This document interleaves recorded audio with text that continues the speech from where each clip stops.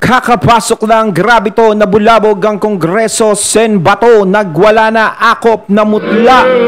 Ayan, syempre, itong balitang ating matutunghayan ngayon ay nagmula kay Banat News Updates.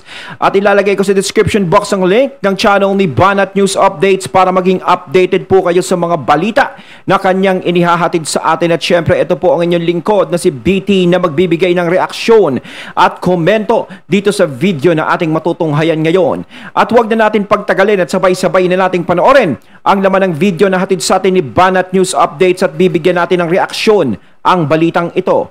Pasok! Pag-uusapan natin ngayon. Ayun, si Sir Badong Anatoles. Po, si Congressman Akop at mga kapwa niya Congressman.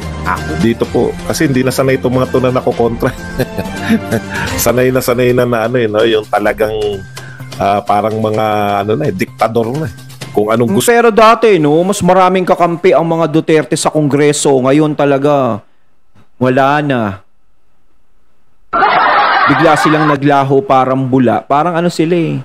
Kung saan ang malamig na panahon dun sila. Sa mainit. Diba? Naku, dati mga ganun okay kayo. Tapos parang sala kayo sa init, sala kayo sa lamig. Ay, naku. Hindi naman natin sila kasi masisisi.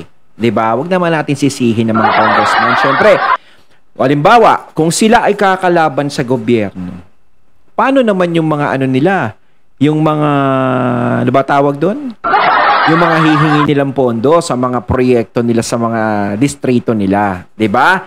Kasi kapag kumalaban ka, naku, kailangan talaga panindigan mong matigas ka. Talagang malabo kang mabigyan. O marami, kung bigyan ka man, maraming question na mangyayari. Hindi katulad ng kapag ikaw ay kumampi talaga. O isang ano mo lang, minsan magkasalita ka pa lang, baka pwedeng alam ko na yan, sige. Papadala ko na sa'yo. Diba? May ganun eh. Diba? Kaya hindi rin natin sila masisisi kung bakit talagang medyo kumukontra na sila sa mga Duterte. Dahil wala na sa posisyon yan eh. O, dito kami sa may posisyon ngayon. Eh, paano naman kami paghihingi kami ng mga diba? Kailangan namin para sa distrito namin. Diba? Kailangan one click lang, nandyan agad. Gustong gawin kung ano. Okay, sa sinabi po ni Senator Bato na ang mga patuloy no na nagdidiin sa dating Pangulong Duterte ay mga opportunistic at unprincipled. Di ako sabihin ko kay Senator Bato, talagang ganyan talaga ang buhay na.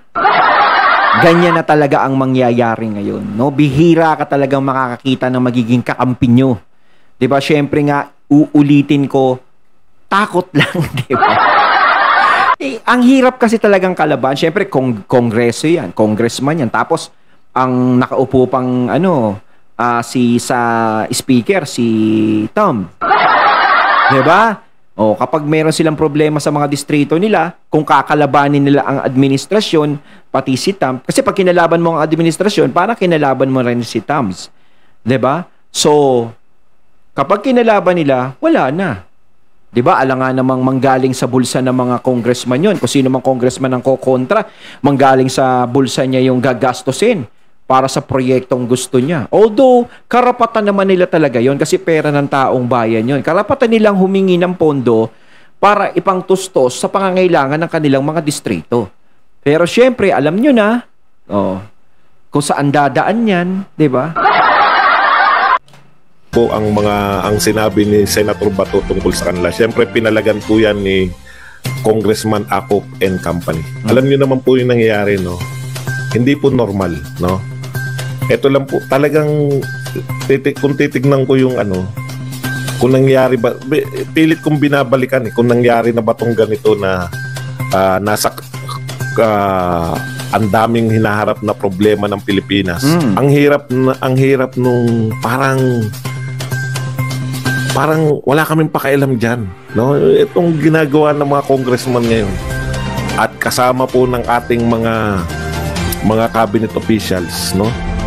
Wala kaming pakialam kung marami kayong problema kayong mga Pilipino. No, yung alam niyo reaction ng mga Pilipino, palag na lahat eh. Alam niyo sa totoo lang, kung ngayon magkakaroon na eleksyon, tatambakan talaga kayo ni BP Sara. lahat ng ginagawa ninyo na nagmamarka yan sa mga Pilipino. No? Hindi, totoo. Sa nangyayari ngayon, kawawa talaga yung mga Pilipino.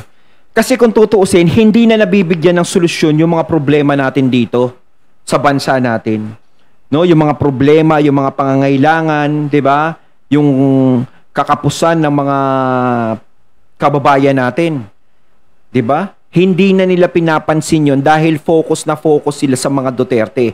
Dito mo nakikita kasi na talagang parang kapangyarihan lang ang gusto ko. Umupo ako dito hindi para sa taong bayan. Umupo ako dito para magdire-diretso ang aking political career. 'Di ba? Kasi kung ikaw talaga para sa taong bayan talaga ang gusto mo, lalabas ka sa ganyang usapan, anong pakialam ko dyan? Diba? Umupo ako dito, niluklok ako ng mga tao rito para sila ay paglingkuran ko. Tutulungan ko sila kung ano ang mga pangangailangan nila. Diba? Eh kaso nga lang, syempre, eto, umupo ako dito para makisali ako sa pagbira sa mga Duterte. Syempre, pag binira ko yung mga Duterte, lalong lalakas ako. Ibig ko sabihin, lalong lalakas ako, lalong mapapansin ako. Ibig sabihin, kapag may kailangan ako, gaya na sinabi ko kanina, one click lang. Diba? Ganun ang nangyayari. Kasi kung ikaw, sabayan ka talaga, doon ka sa mga nasasakupan mo talaga interesado, is hindi na para makisali ka dyan sa nangyayari ngayon. Mas pagtutuunan mo ng pansin yung nasasakupan mo.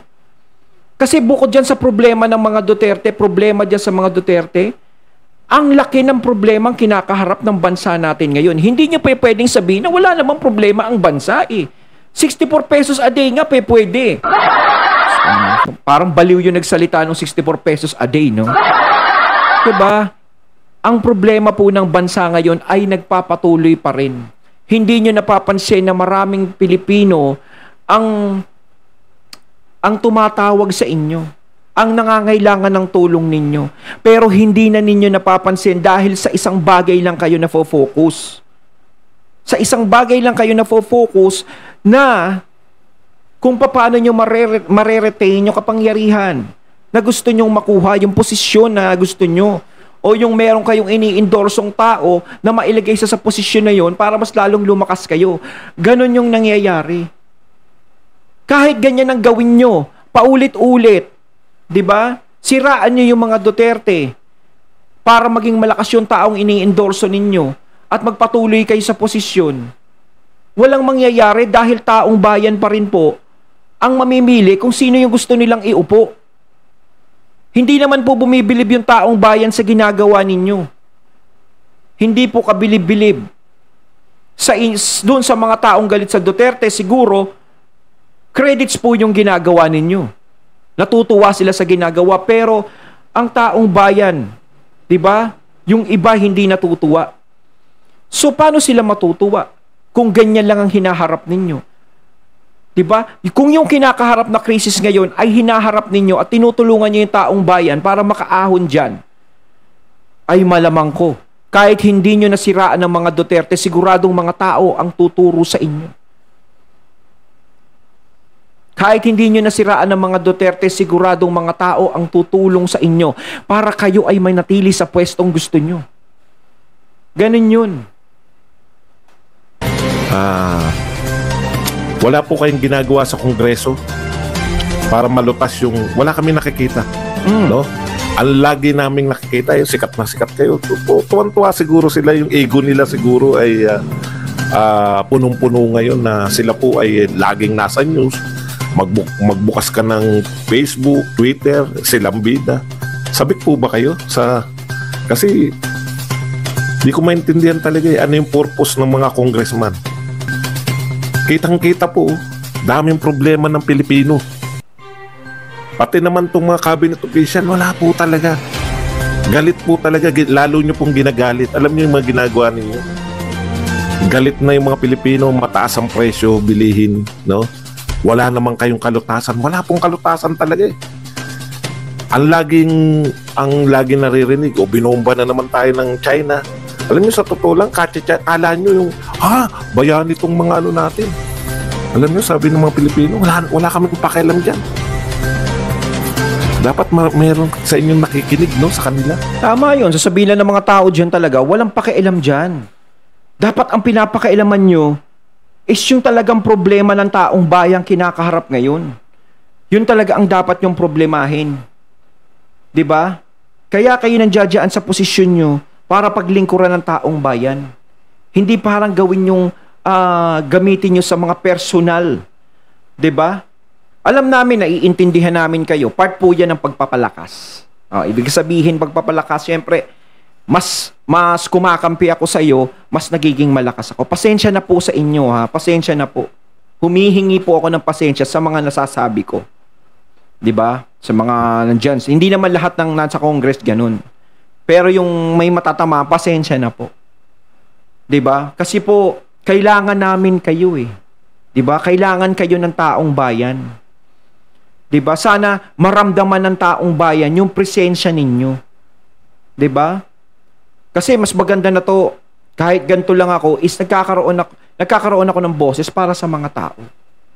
'Di ba? Karapatan naman po naming magsalita. Hilingin sa inyo na kami naman po sana. 'Di ba? Yung mga nasasakupan nyo naman po sana. Kasi hindi nyo na po napapansin kung ano yung paghihirap na nararanasan nila. 'Di ba? Mas iniintindi nyo po yung problema na hindi naman dapat pinoproblema. Dahil kung sakaling mapakulong nyo yung mga Duterte, wala pong mangyayari sa taong bayan. Ganun pa rin po. Ang problema ng taong bayan, walang pagbabago. Ang problema ng mga nasasakupan nyo, hindi pa rin nalulutas. Kaya mas maganda pinagtutuunan po ng pansin yan. Diba po? Kasi kung gusto nyo maging maayos, malakas sa mga tao, maging mabango ang pangalan nyo, hindi mga Duterte ang pagtutuunan nyo ng pansin. Ang taong bayan po ang dapat nyong pinapansin at nilalambing. Diba? Kasi sila ang may hawak ng timon eh. Pagdating ng eleksyon, hindi po kayo. Diba? Baka iniisip nga, katulad nga ng iniisip na iba, baka nagkadayaan, ganito, ganyan. Siguro naman, diba? Hindi naman mangyayari yung ganun. Diba? Pero kung gusto nyo pong manatili sa mga posisyon ninyo at patuloy kayong suportahan ng taong bayan, is ipakita nyo rin sa taong bayan na sinusuportahan nyo din sila. Pinapakita nyo sa kanila, pinaparamdam nyo yung presensya nyo na hinahanap nila. Yun lang po. Yung akala nyo, hirong-hiro kayo na nakikipagbabag kayo sa China. Mas gusto po namin, no? Mas gusto po namin na yung China, kaibigan kaysa kaaway. Nakikita namin yung nangyayari sa Ukraine, no? Nakikita namin yung mga isa pa yan, mas maganda. Kung sinasabi nga, may nagko-comment sa akin to. Dito, si BT pro-China. Alam nyo ha, hindi ako pro-China. Pagpalagay natin, pro-China ako. Sige, ayan na. Pro-China ako doon sa mga gamit na binebenta nila. Ibig ko sabihin, di ba, bumibili tayo ng mga gamit na made in China kasi mura. Kumpara naman doon sa imported. Di ba? Syempre, aminado ako, diretsuhin ko na kayo. Hindi naman lahat tayo is afford bumili ng mga imported lahat. Di ba? Kalimitan binibili natin is made in China. Aminin niyo yan, mga katunay ha. Sigurado kahit isa sa bahay ninyo, meron kayong made in China ng gamit. Diba? Siyempre, doon tayo, maging practical tayo, doon tayo sa mas makakatipid tayo, mas makakamura, na pareho din ng original. Pagpalagay natin kasi madaling masira. Okay lang naman yung mura, bibili na ulit tayo ng bago. Pero, mas maganda rin talaga imported kasi matibay. Pero siyempre, pag ang budget natin, ganun lang talaga. Tapos gusto natin makakita tayo, made in China, pwede na rin yan. Practical tayo mga Pilipino eh. Doon lang ako nag-pro-China, doon sa mga ganon. Pero alam nyo, sa ginagawang hakbang ng China about dyan sa West Philippine Sea, hindi ako pro sa kanila. Kontra ako sa ginagawa nila. 'Di ba? Pero dati iniisip ko, nung nagbablog ako, labanan yan. Maganda nga nandito ang Amerika tumutulong sa atin. Yung sinasabi ko dati yon. Pero iniisip ko po ng 10 beses eh. Yung about dun. Paano kung lalaban kami? Paano kung lumaban kami, ganito, magkaroon ng digmaan, China versus Philippines, ang daming tumutulong sa amin. Paano pag lumala yung tensyon na yun? At iwan tayo ng ibang bansang sumusuporta sa atin. Diba bigla tayong talikuran? O diba? At isa pa, paano kung lumala yung tensyon na yan? Paano yung mga inosenteng tao? Siyempre, hindi mawawala dyan yung bombahan, diba? Siraan ng mga lugar. Paano kung ganunin tayo ng ganunin ng China?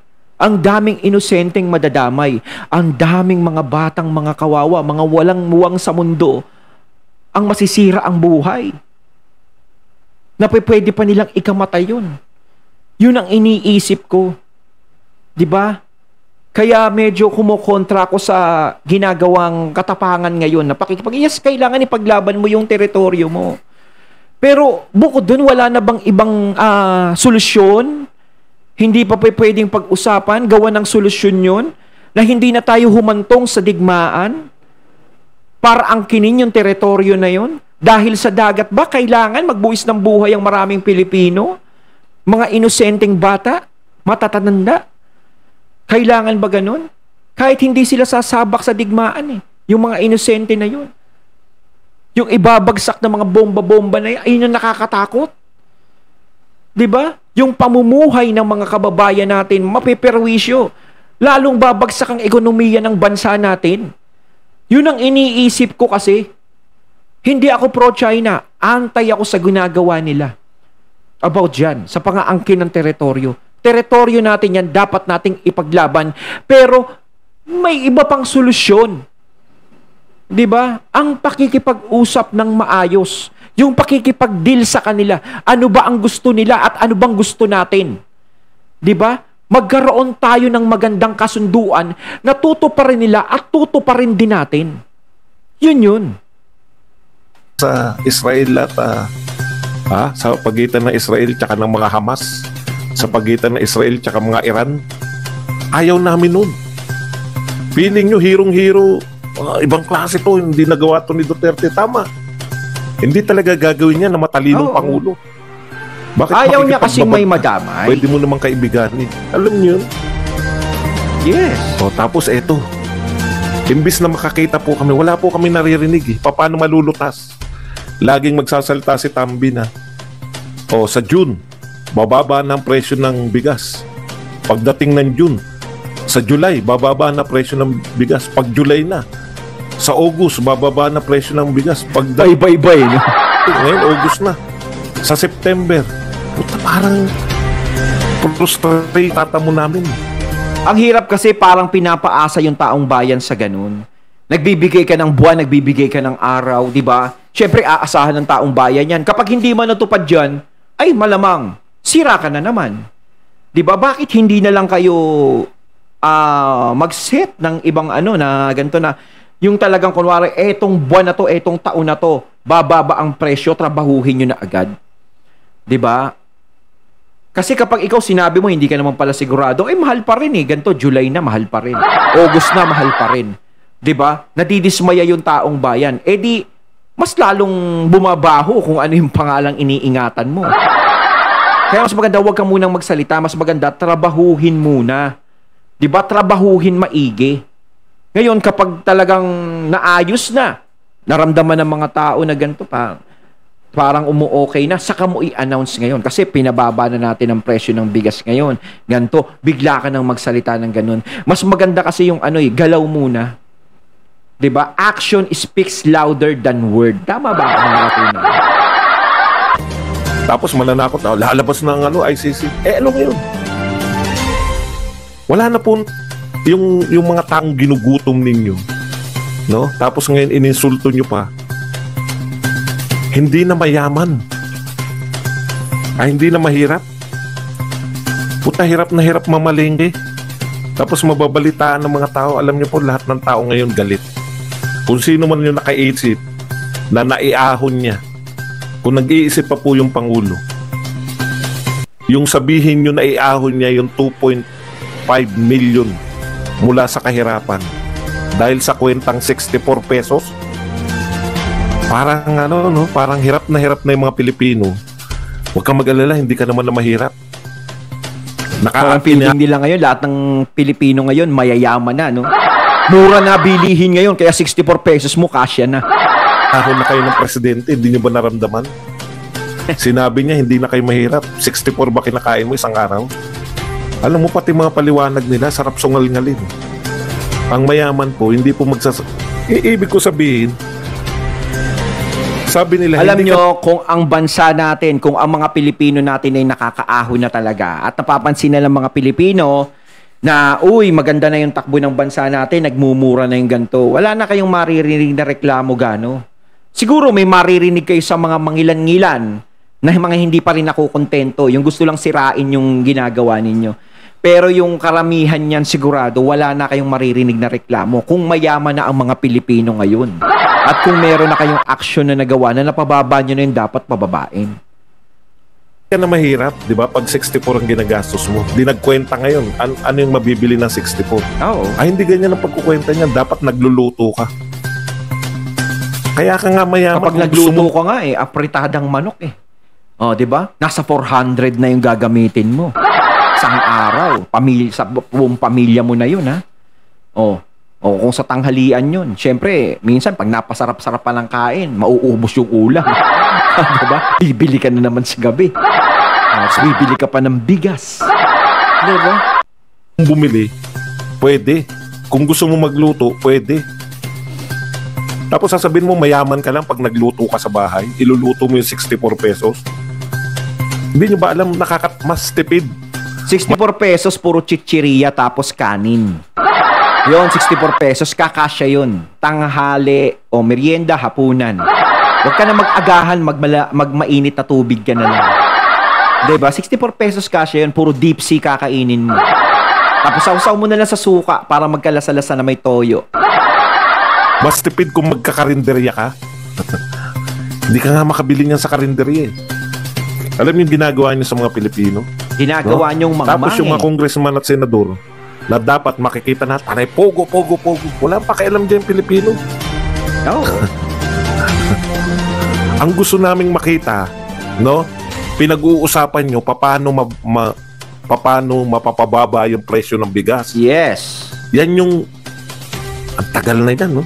Panahon pa ni Duterte ang AJK na yan. Ibinalik nyo pa, AJK pa rin. Nagpapasikat kayo. Kala nyo sumisikat, tumingin kayo sa Sarbi. Kayong mga congressman, gusto nyo sumikat kayo? Gusto nyo sumikat si Tambaluslos? Tumingin kayo sa Sarbi kung ano resulta ng mga Sarbi. Tuwan-tuwa kayo, babanatan nyo yung mga Duterte, eto na.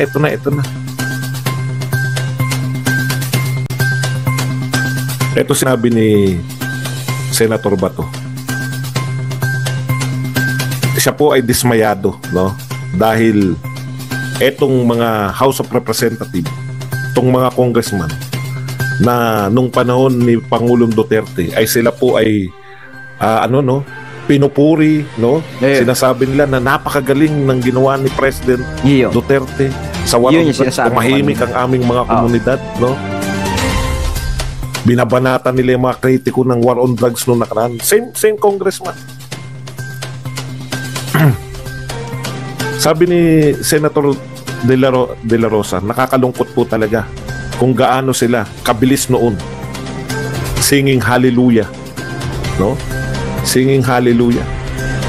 Kaya nga ako naintindihan ko sila talaga ngayon Intindihin na lang natin, Sir Badong. 'Di ba? Kaya ganyan sila ngayon. Dahil nung panahon siguro dati siguro nung si FPRRD pa ang nanunungkulan, hinihil nila kung ano yung nagagawa ni FPRRD about sa war on drugs. Nagiging tahimik, nagiging maayos.